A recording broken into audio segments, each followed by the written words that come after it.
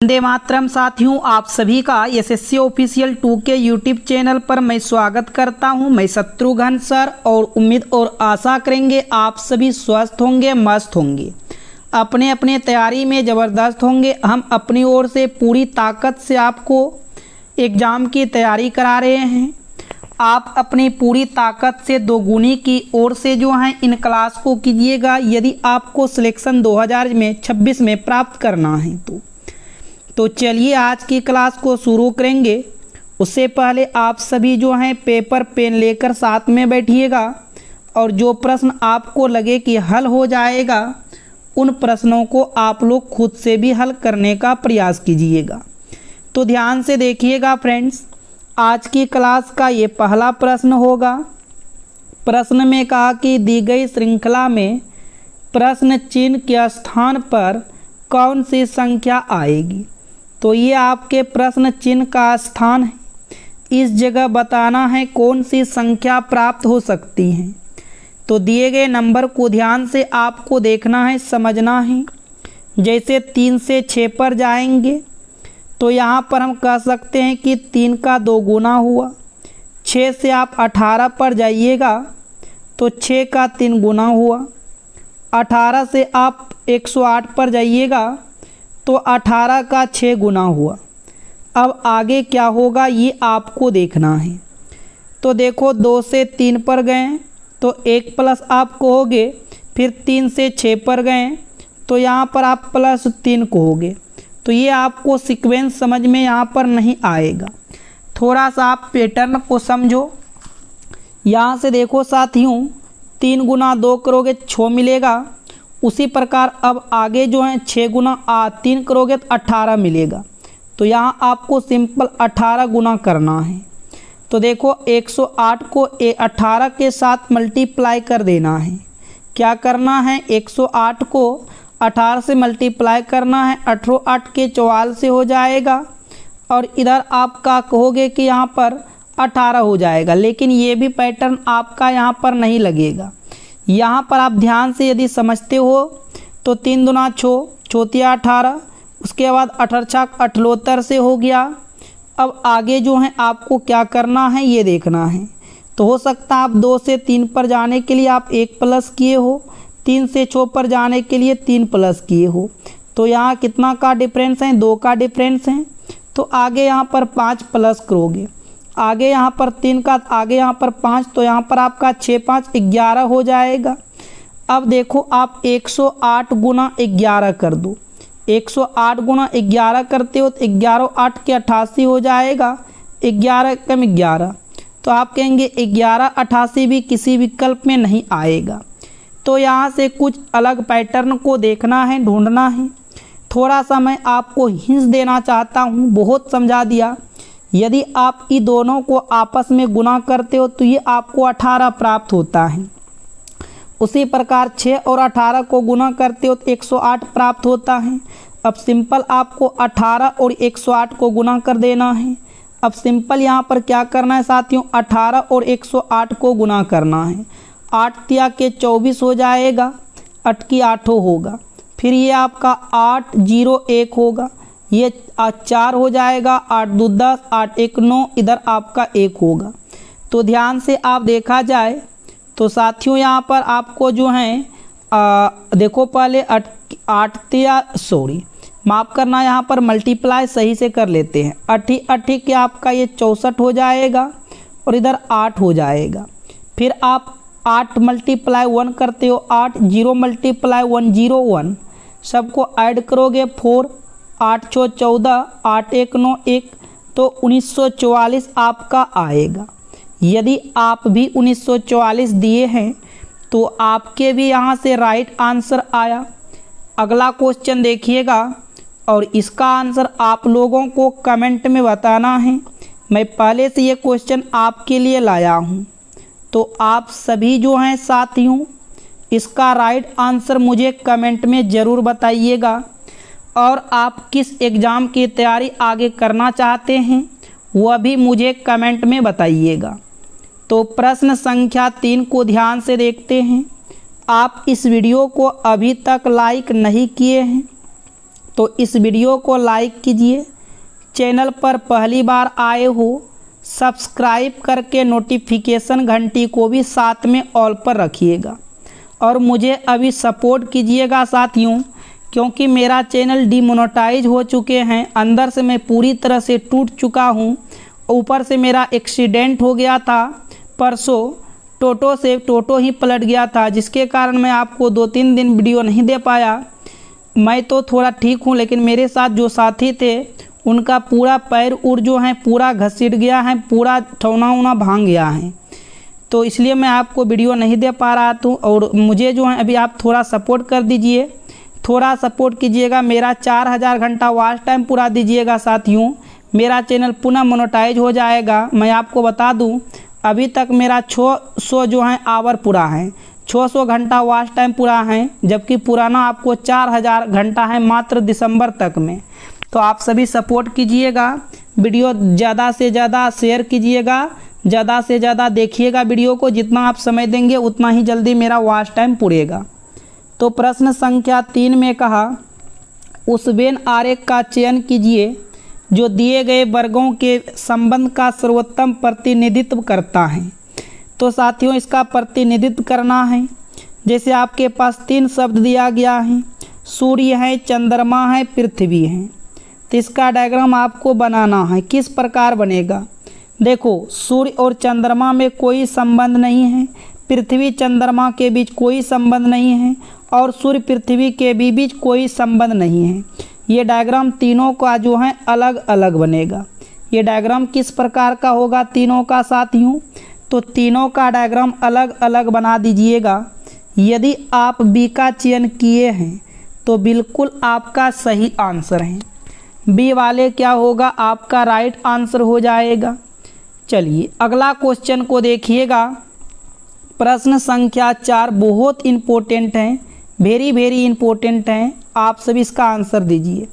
देखो प्रश्न में कहा कि यदि फर्स्ट FIRST फर्स्ट को URIHG लिखा जाता है, सेकेंड को इस प्रकार लिखा जाता है, तो बताइएगा थर्ड को क्या लिखा जाएगा। थोड़ा आप ध्यान से पढ़ो। यदि आप A से लेकर Z तक को नंबर याद किए होंगे और इसके अपोजिट याद किए होंगे तो आपको क्वेश्चन देखते देखते समझ में आ जाएगा। आप कहिएगा सर अप से यदि हम U पर जाएंगे तो अप और U एक दूसरे के विपरीत हैं। फिर कहिएगा I से R पर जाएंगे तो I और R एक दूसरे के विपरीत हैं, अपोजिट हैं।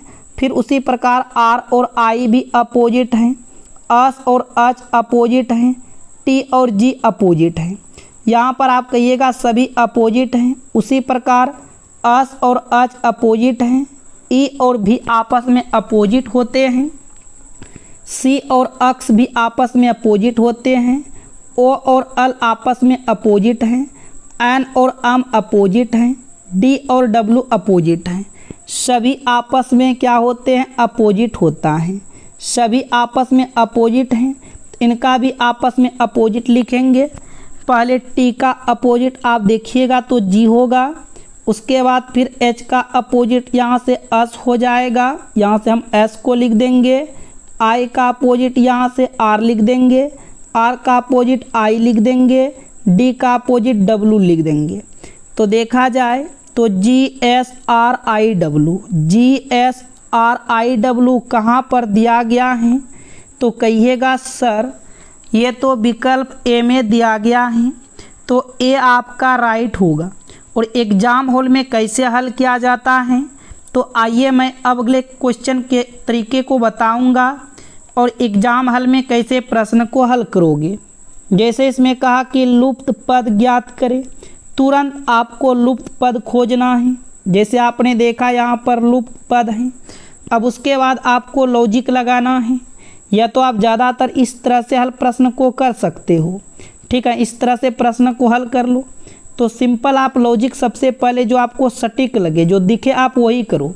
जैसे 3 और 6 को हम जोड़ देंगे तो ये 9 आ गया, 2 और 1 को जोड़ देंगे तो यहाँ से 3 आ गया। उसी प्रकार इसके संख्या को जोड़ो, 6 और 4 क्या हो गया? 10 हो गया। तो 10 आपके मात्र एक विकल्प में दिया गया है। तो इस विकल्प को हम सही करेंगे कंप्यूटर महाशय महोदय पर और आगे की ओर बढ़ जाएंगे। लेकिन यदि आप यहाँ पर पूर्णतः हल करना चाहते हो, पूरी तरह से देखना चाहते हो तो पूरा देखो। अब यहाँ ए है, यहाँ डी है, यहाँ जी कैसे आया ये भी आप समझ लो। देखो ए का नंबर 1 होता है और डी का नंबर क्या होता है 4 होता है, यही ना होता है। बात को समझिए, ए का नंबर 1 होता है, डी का नंबर 4 होता है, तो 4 1 क्या हो गया 5, तो यहाँ पर आपका ई हो जाएगा। उसी प्रकार आप देखो जी का नंबर 7 होता है और जे का नंबर 10 होता है, तो 10 7 17, 17 पर यहाँ पर क्यू हो जाता। उसी प्रकार एम का नंबर 13, अच्छा नहीं ठीक तो है, यहाँ पर आपको मेन नंबर से मतलब था। किससे मतलब था? नंबर से। तो नंबर आपने देखा 10 प्राप्त किया, कौन सा विकल्प में? तो कहिएगा सी में, तो सी आपका राइट आंसर हो जाते। आगे चाहो तो आप और चेक कर सकते हो, आगे भी आप चेक कर सकते हो। जैसे कि आपने देखा प्रश्न संख्या आपका 6 है, ये प्रश्न आपके ब्लड रिलेशन के प्रश्न हैं। ब्लड रिलेशन में आपको कुछ चीज़ें याद रखना होता है। याद आपको क्या रखना होगा? आप यदि हैं, आपसे जो भी आपसे बड़े बुजुर्ग होंगे वह आपके हमेशा ऊपर रहेंगे।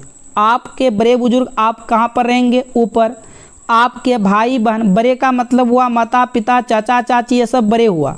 और आपका यदि भाई बड़ा है तो वह आपके ऊपर नहीं रहेगा, क्योंकि वह आपके जनरेशन में हैं तो वह आपके बराबर में होंगे, और आपके जो छोटे होंगे वह आपके नीचे हो जाएंगे।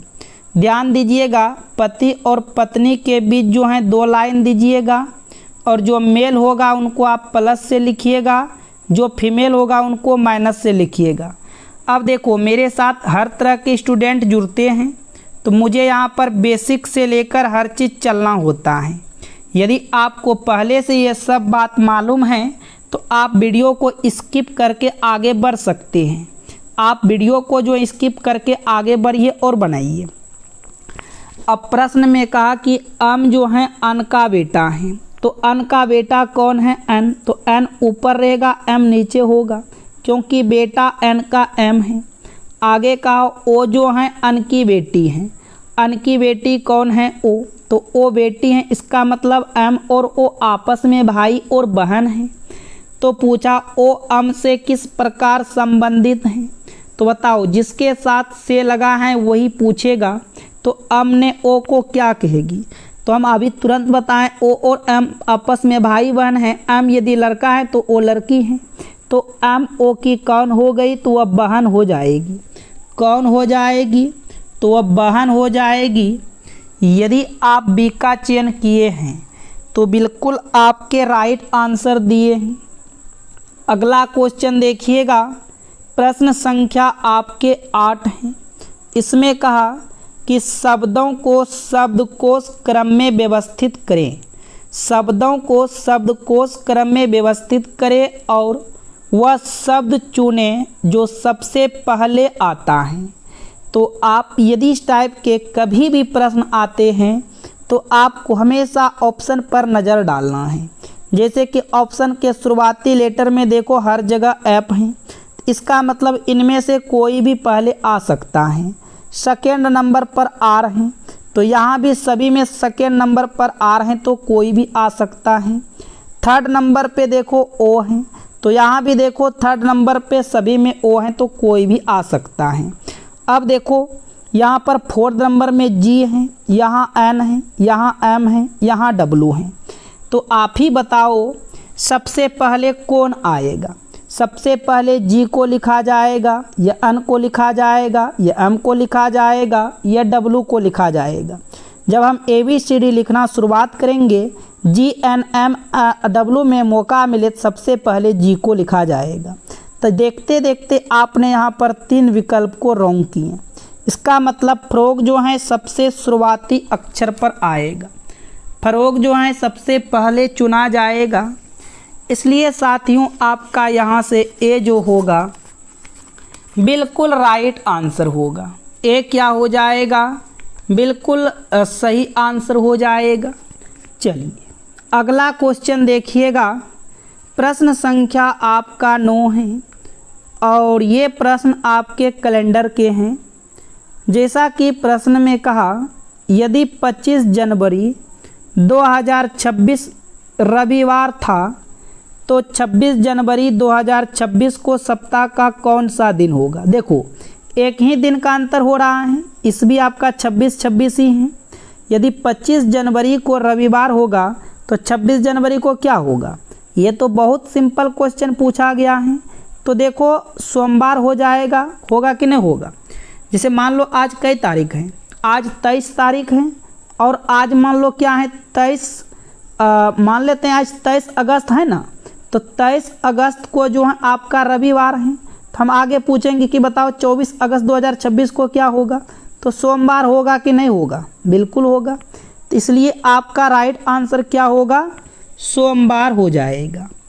यहाँ से देखिएगा तो ये जो है बिल्कुल आपका सही आंसर होगा। इसी तरह से आप मुझे सपोर्ट करें, हम आपको बेहतर से बेहतर क्लास देने वाले हैं। आप खाली सिर्फ कमेंट करें क्या चीज़ का आपको तैयारी करना है। चलिए प्रश्न संख्या आप 10 को देखिएगा। इसमें कहा कि निम्नलिखित 4 विकल्पों में से कौन सा शब्द कैलेंडर शब्द के अक्षरों का प्रयोग करके नहीं बनाया जा सकता है। देखो ये कैलेंडर जो लिखा गया है इनसे कौन सा जो है नहीं बना पाएगा। अब वही नहीं बना पाएगा जो यहाँ से गायब होगा। अब वही अक्षर नहीं बना पाएगा जो यहाँ से क्या होगा, ऑप्शन में से गायब हो जाएगा। जैसे कि हम मिलाएंगे, मैच करेंगे, यहाँ पर सी, यहाँ भी सी, ए हैं तो ए हैं, आर तो आर हैं, डी हैं तो डी हैं। यहाँ से सारे चीज़ विकल्प ए में मैच किया तो इसको बनाया जा सकता है। मुझे नहीं वाला चयन करना है तो विकल्प ए तो आपका रॉन्ग हो जाएगा। फिर आगे देखा जाए, यहाँ से एल ई एन डी है और यहाँ से भी एल ई एन डी है, इसका मतलब बी को भी आप बनाया जा सकता है तो ये भी नहीं होगा। सी वाले चेक करेंगे, यहाँ पर सी है, फिर ए है तो ए है, आर दिया गया है आर है, एन है तो एन है, ए हैं तो ए हैं, एल हैं तो एल हैं, सारे चीज़ हैं। इसका मतलब आप सी वाले को भी बना सकते हो। अब देखो 4 विकल्प था, 4 में से मैंने 3 को चेक किया तो वो 3 बनाया जा सकता था। अब इसका मतलब डी वाले नहीं बनाया जा सकेगा। आप चाहो तो चेक कर सकते हो, जैसे यहाँ पर डी हैं, यहाँ भी डी हैं, उसके बाद ई है तो यहाँ भी ई है, उसके बाद एन है तो यहाँ भी एन है, उसके बाद टी है। अब लेकिन यहाँ पर कहीं टी नहीं दिया गया है, जबकि यहाँ पर टी का प्रयोग किया गया है। किसका प्रयोग किया गया है, टी का प्रयोग किया गया है। लेकिन कैलेंडर में कहीं भी टी का प्रयोग नहीं किया गया है तो आप जो हैं डेंटल को नहीं बना पाओगे। इसलिए आपका यहाँ से डी जो है बिल्कुल राइट आंसर होगा। चलिए नेक्स्ट प्रश्न देखिएगा साथियों। यदि आपको लगता है क्लास स्लो चल रहा है तो आप अपने स्पीड को सेटिंग पर क्लिक करके 2 गुना स्पीड करके देख सकते हो। इन सेटिंग पर आप क्लिक करोगे, आपको ऑप्शन मिलेगा 2 गुना स्पीड का, तो वहाँ पर आप क्लिक जरूर करें। तो 11 नंबर में कहता है यदि पूर्व उत्तर बन जाए तो उत्तर किस दिशा में बदल जाएगा। ठीक है, तो सबसे पहले हमको डायरेक्शन का नॉलेज होना चाहिए रिलेटिव में। जैसे कि हम लोग जानते हैं ऊपर की ओर उत्तर होगा, नीचे की ओर दक्षिण होगा, दाएं हाथ की तरफ पूर्व, बाएं हाथ की तरफ पश्चिम होगा। ठीक, अब देखो इसमें क्या होता है, इसमें आपको समझना है। इसमें कहा कि पूर्व जो है वो उत्तर बन जाता है। कहने का मतलब पूर्व वाला जो भाग था वो उत्तर बन गया, यानी कि अब ये वाला भाग आपका उत्तर हो गया। यदि ये वाला भाग उत्तर हो गया तो ये वाला भाग आपका दक्षिण हो जाएगा। यदि ये वाला भाग उत्तर हो गया तो ये वाला भाग क्या होगा, दक्षिण होगा। और दक्षिण वाला भाग ये उत्तर वाला भाग ये घूर के ऊपर चला जाएगा तो ये वाला भाग आपका पश्चिम हो जाएगा। यदि वो पश्चिम हो गया तो पूर्व वाला भाग कहाँ जाएगा, दक्षिण पर आ जाएगा। तो यहाँ पर कहा गया कि बताओ उत्तर किस दिशा में बदल जाएगा। उत्तर जो है पश्चिम दिशा में बदल जाएगा। उत्तर कौन सा डायरेक्शन में बदल जाएगा, तो उत्तर जो है पश्चिम डायरेक्शन में बदल जाएगा। यदि आप थोड़ा सा यहाँ पर दिमाग लगाएंगे तो आप जो हैं हर क्वेश्चन को आराम से हल कर पाएंगे। चलिए अगला क्वेश्चन देखिएगा। प्रश्न संख्या आपके 12 दिया गया है। निम्नलिखित अक्षर श्रृंखला में रिक्त स्थान पर अक्षरों का कौन सा समूह क्रमवार रखने पर श्रृंखला पूर्ण होगी। यहाँ से आपको बताना है खाली स्थानों पर कौन सा शब्द बना गया है ना। तो ध्यान से देखिएगा, आप इसको कई तरीके से बना सकते हो। इसको आप कई तरीके से बना सकते हो। पहला तरीका है आपके पास काउंट कर लो। पहला तरीका क्या है, आपके पास सबको काउंट कर लो। जैसे 1 2 3 4 5 6 7 8 9 10 11 12 13 14 15 16 16 हो गया। 16 का अर्थ हुआ कि इन 16 में किन किन से भाग जाएगा, 2 से 4 से 8 से। यानी कि भाग लगाने का मतलब होता है 2 4 8 का आप एक ग्रुप बना लो। तो यहाँ से मैंने क्या किया, 2 4 का ग्रुप बना दिया। यहाँ से मैंने क्या किया, 4 4 का ग्रुप बना दिया। अब आपको यहाँ से भरना है। जैसे कि आप यहाँ पर देखोगे ध्यान से, सबसे शुरू में क्या भरा गया है। तो सबसे शुरू में आप कहिएगा टी भरा गया है। हर जगह आपको टी भर देना है।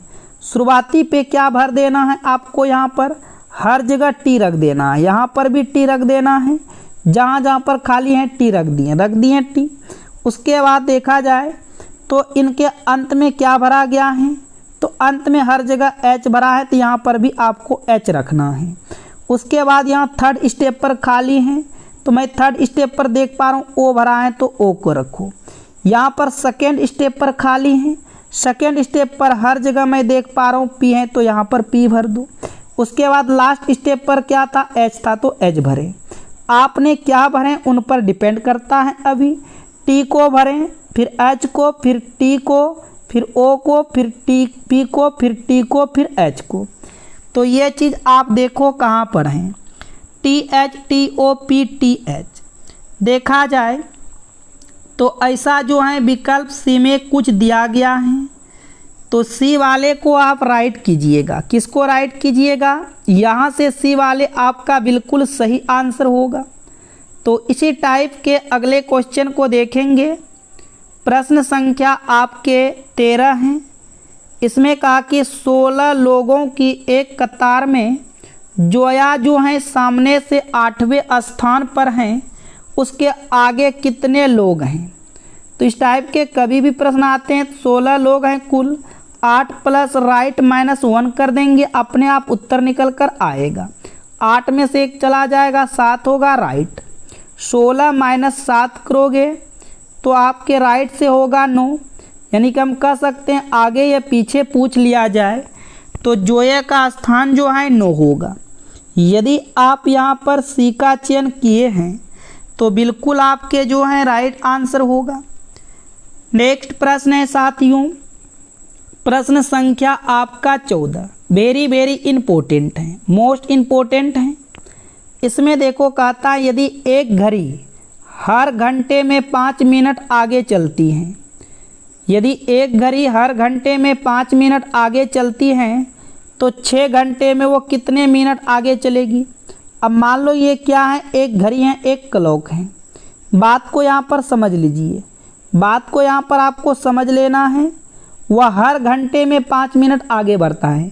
जैसे 1 घंटा होता है वह 5 मिनट आगे बढ़ता है, तो 6 घंटा में कितना आगे बढ़ेगा। सिंपल है, वो 30 मिनट आगे बढ़ेगा कि नहीं बढ़ेगा। वेरी सिंपल है। यदि वह 1 घंटे में 5 मिनट आगे बढ़ती हैं, जब 6 घंटा हो जाएगा तो हम कह देंगे कि 30 मिनट आगे बढ़ेगी। ये क्वेश्चन तो बहुत ही इजी था। क्या आप सभी कहते हो, बताओ इन 14 प्रश्न में आप कितने प्रश्न राइट किए रीजनिंग में। आगे हम देखते हैं। फिलहाल ये साइंस के प्रश्न हैं, बहुत ही तगड़ा प्रश्न है। ध्यान से आप इन सभी प्रश्नों को करते जाइए। उसके बाद मैथ्स के भी प्रश्नों को देखेंगे। बस आप सभी को वीडियो के अंत तक बने रहना है, क्लास को छोड़कर बीच में नहीं भागना है। बस आप लोग देखते रहे और इसका आंसर दें। मानव शरीर में सबसे बड़ी लसिका ग्रंथि कौन सी है। यदि मानव शरीर की सबसे बड़ी लसिका ग्रंथि पूछ लिया जाए कभी भी पेपर में, तो आपको पिल्हा लगाना है। क्या लगाना है, पिल्हा। बी को आप राइट करके आइएगा। अगला प्रश्न है, एंजाइम मुख्यतः किससे बने होते हैं? एंजाइम जो हैं ये प्रोटीन से बने होते हैं। ये आपका यहाँ से राइट आंसर होगा। एंजाइम किससे बने होते हैं? तो ये प्रोटीन से बने होते हैं। अगला प्रश्न है, मानव शरीर में ऑक्सीजन का परिवहन मुख्यतः किसके द्वारा होता है?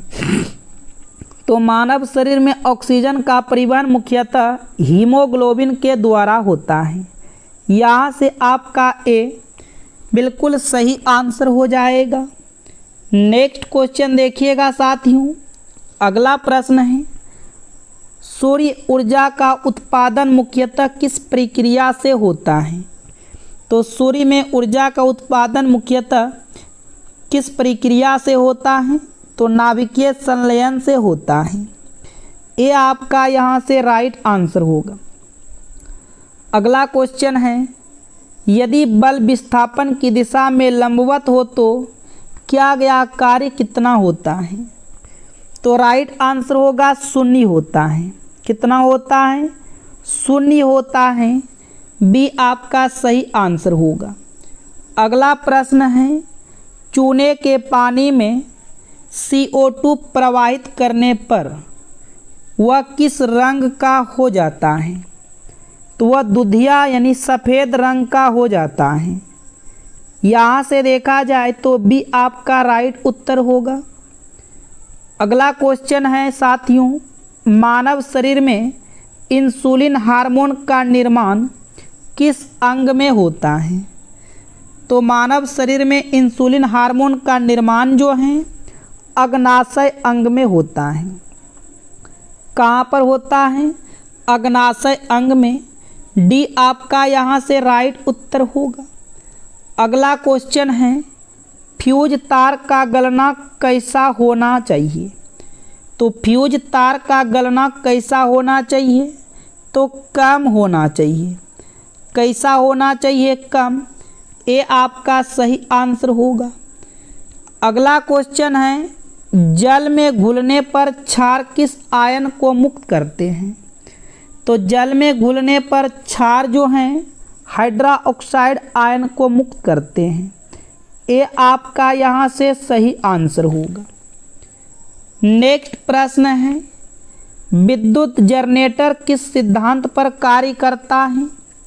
तो राइट आंसर होगा विद्युत चुंबकीय प्रेरण के सिद्धांत पर कार्य करता है। डी यहाँ से आपको सही करना है। आगे है, विद्युत शक्ति का SI मात्रक क्या है? तो सही आंसर होगा वाट। यहाँ से भी आपका राइट आंसर होगा वाट।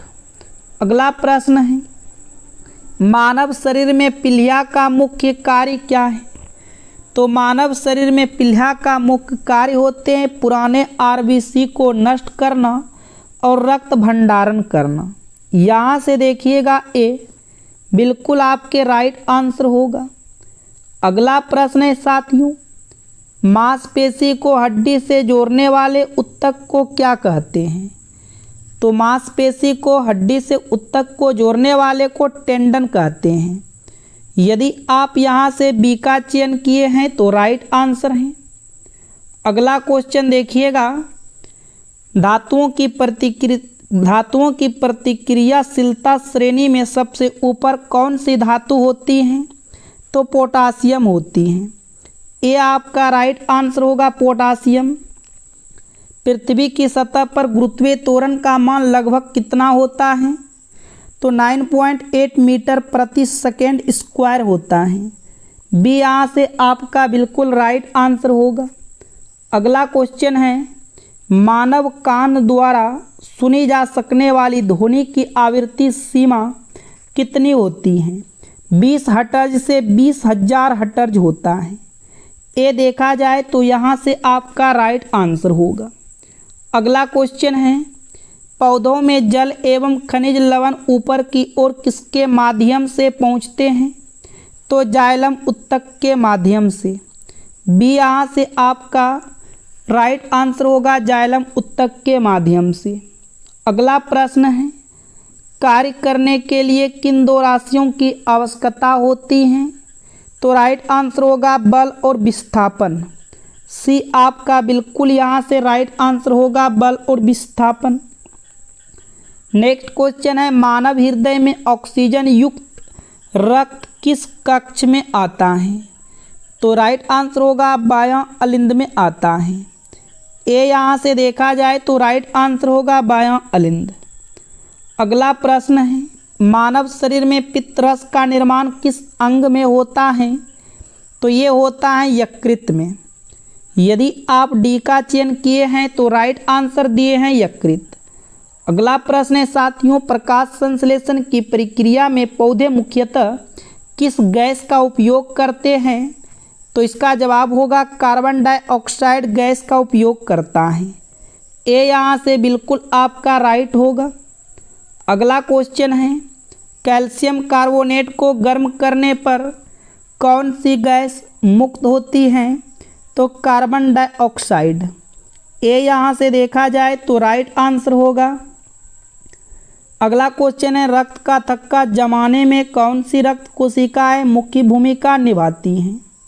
तो प्लेटलेट्स। बी आपका राइट आंसर हो जाएगा प्लेटलेट्स। अगला प्रश्न है देखिएगा, धातुओं की प्रतिक्रियाशीलता श्रेणी में सबसे नीचे कौन सी धातु होती है? तो सोना आपके राइट आंसर होगा। यदि यहाँ से आप सी का चयन किए हैं तो बिल्कुल आपके सही आंसर हैं। अगला क्वेश्चन है, विद्युत धारा को मापने के लिए किस यंत्र का प्रयोग किया जाता है? तो विद्युत धारा को मापने के लिए वोल्ट मीटर का प्रयोग किया जाएगा। ये आपके राइट आंसर हो जाएगा। नेक्स्ट प्रश्न है, रासायनिक समीकरण को संतुलित करना क्यों आवश्यक है? तो द्रव्यमान संरक्षण के नियम के अनुसार। यदि आप यहाँ पर ए का चयन किए हैं तो बिल्कुल आपके राइट आंसर हैं। अगला क्वेश्चन है, किसी वस्तु की गतिज ऊर्जा किस पर निर्भर करती है? तो बताइएगा, किसी वस्तु की गतिज ऊर्जा पर जो है किस पर निर्भर करती है? तो द्रव्यमान और वेग पर। किस पर करती हैं? द्रव्यमान और वेग पर, अर्थात आपका डी यहाँ से राइट आंसर होगा। नेक्स्ट प्रश्न है, गूंज सुनने के लिए परावर्तक सतह की न्यूनतम दूरी कितनी होनी चाहिए? तो गूंज सुनने के लिए परावर्तक सतह की न्यूनतम दूरी लगभग 17 मीटर होनी चाहिए। यदि आप ए का चयन किए हैं तो राइट आंसर हैं। अगला क्वेश्चन है, मानव शरीर में यूरिया का निर्माण मुख्यतः किस अंग में होता है? तो ये होता है यकृत में। यहाँ से आपका बी राइट आंसर होगा यकृत। अगला क्वेश्चन है, पास्कल का नियम किससे संबंधित है? तो पास्कल का नियम द्रवों में दाब के संरक्षण से संबंधित है। ये आपका बिल्कुल यहाँ से राइट आंसर होगा। चलिए आगे की ओर बढ़ते हैं साथियों। ये आपके मैथ्स के बहुत इम्पोर्टेंट प्रश्न हैं। ध्यान से यदि आप प्रश्न को करेंगे तो अच्छा खासे आप नंबर एग्जाम में प्राप्त कर पाएंगे। जैसे कि आपने देखा, आपसे प्रश्न में पूछा कि 50 से बड़ी और 100 से छोटी सभी अभाज्य संख्याओं की संख्याएं कितनी होती हैं? तो हम आपको बताए हैं, यदि आपको कभी भी 1 से 50 तक के बीच अभाज्य संख्या पूछ लिया जाए तो आपको बताना है 15 होते हैं, और 1 से 100 तक पूछ लिया जाए तो आपको बताना है कि 25 होते हैं। ये चीज़ आपको ध्यान में रखना है। लेकिन ध्यान दीजिए, 50 से बड़ी पूछा और 100 से छोटी पूछा, तो यहाँ पर 1 से 100 तक 25 होते हैं, जबकि 1 से 50 तक 15 होते हैं। इसमें हम अंतर कर देंगे तो 50 से बड़ी और 100 से छोटे के बीच 10 अभाज्य संख्या होगी। इनके बीच में कितनी अभाज्य संख्या आ जाएगी? 10 अभाज्य संख्या आ जाएगी। यदि आपने डी का चयन किए हैं तो बिल्कुल आपका राइट आंसर है। तो चलिए साथियों, अब अगले क्वेश्चन को देखिएगा। तो ये प्रश्न संख्या आपका 2 मोस्ट इम्पोर्टेंट है, बहुत इम्पोर्टेंट है। ये सब क्वेश्चन आपके एग्जाम में बार बार रिपीटिंग होते हैं। कहा कि प्रत्येक अभाज्य संख्या में कितने गुणनखंड होते हैं? कोई भी अभाज्य संख्या ले लो दुनिया का, जैसे 2 हैं, 3 हैं, 5 हैं, 7 हैं, 11 हैं, 13 हैं, डॉट डॉट डॉट 97 हैं, इसके आगे वाले भी कोई भी संख्या आप ले लो। इनको कितने गुणनखंड हो सकते हैं? आप क्या लिख सकते हो? 2 को 1 गुना 2 लिख सकते हो।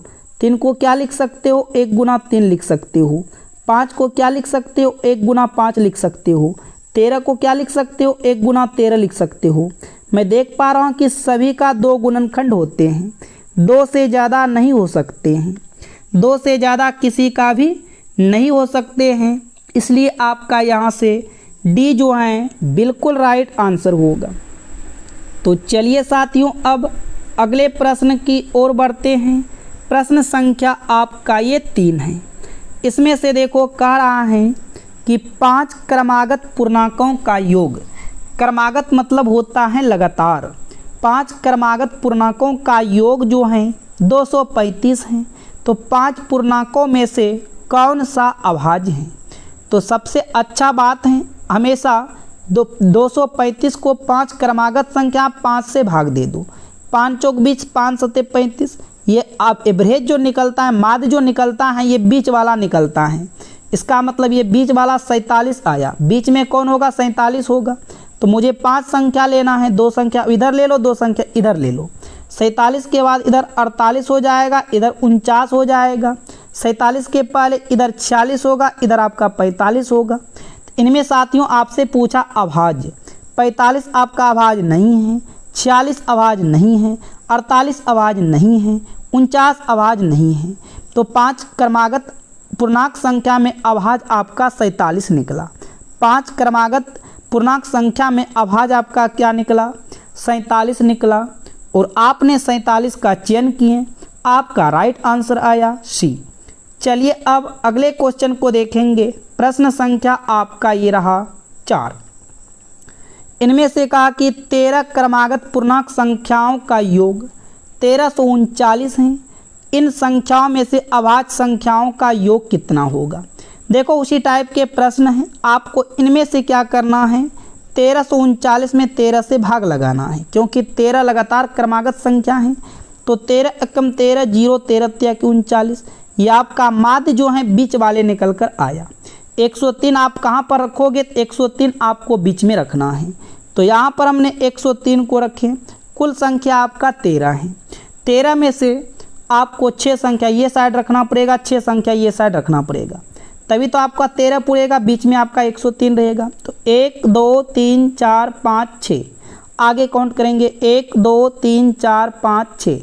अब आपको क्या करना है? यहाँ से नंबरिंग करना है। लगातार संख्या है, ये आपका 104 हो जाएगा, ये आपका 105 हो जाएगा, ये आपका 106 हो जाएगा, ये आपका 107 हो जाएगा, ये आपका 108 होगा, ये आपका 109 होगा। उसके बाद इधर आप काउंट करोगे, घटते जाओगे। 102 होगा, इधर 101 होगा, 100 होगा, इधर आपका 99 होगा, इधर 98 होगा, इधर 97 होगा। इनमें आपको जितने भी अभाज्य संख्या लाते हैं सभी को अलग करो। जैसे 97, इसमें आपका अभाज्य संख्या 97 है। उसके बाद आपका ये 103 हो जाएगा, क्योंकि 103 किसी भी संख्या से विभाजित नहीं होगा। उसके बाद आप ध्यान से देखते जाओ और हल करते जाओ।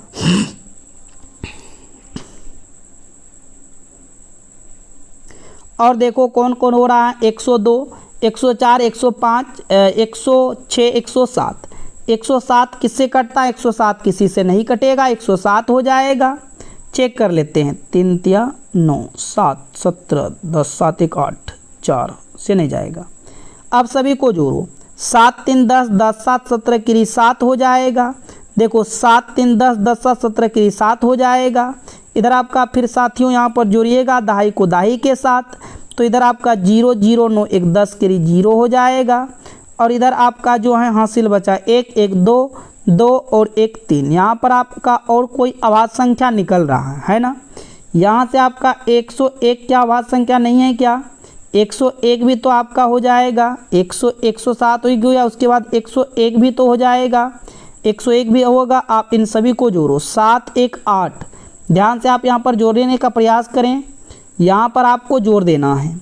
7 1 8, 8 8 3 11, 11 और 7 आपका क्या होगा? 11 7 18, 11 7 18, इसका मतलब और कोई होगा। और आप देख लो कौन सा अभाज्य संख्या छूट रहा है साथियों, 3 3 9 107, 107 आ गया, 108 नहीं 109, 109 आपका क्या अभाज्य संख्या ही है क्या। अब सबको जोड़ो, 9 1 10, 10 7 17, 17 3 20, 20 और 7 27 के 7 होगा, हासिल 2 रहेगा, 0 2 2 2 2 2 और 9 2 11 के 1, हासिल आपका जो है यहाँ पर 1 रहेगा, 1 1 2 1 3 1 4 1 5, बिल्कुल आपका 109 भी अभाज्य संख्या है। इनके अभाज्य संख्याओं का योग जो है 517 होगा। क्या आएगा अभाज्य संख्याओं का योग 517, बी यहाँ से देखा जाए तो बिल्कुल आपका राइट आंसर होगा।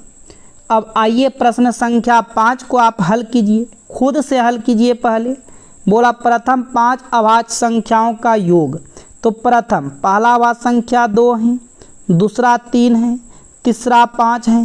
5 तक बोलता तब हम इनको योग करते, लेकिन यहाँ पर 5 अभाज्य संख्या लेना। अभी तो 3 हुआ है, 7 उसके बाद 11, सभी को एक ऐड करते हैं। 11 7 18, 18 5 23, 23 3 26, 26 2 28। यदि आप 28 का चयन किए हैं तो बिल्कुल आपका राइट आंसर होगा। तो साथियों मैंने आपको बहुत ही अच्छे तरीके से, अच्छे ढंग से इन सभी प्रश्नों को समझाएं। आप मुझे कमेंट करके बताइए आप आज की क्लास कैसा रहा। और 4000 घंटा वॉच टाइम साथियों आप लोगों को फुल वीडियो देख देख कर पुराना है। अभी तक में साथियों 600 वॉच घंटा पूरा है और मुझे 3400 पूरा दीजिए, आप सभी से मैं रिक्वेस्ट करता हूं। तो चलिए मैं फिर मिलते हैं नेक्स्ट वीडियो में। Thank you, all the best.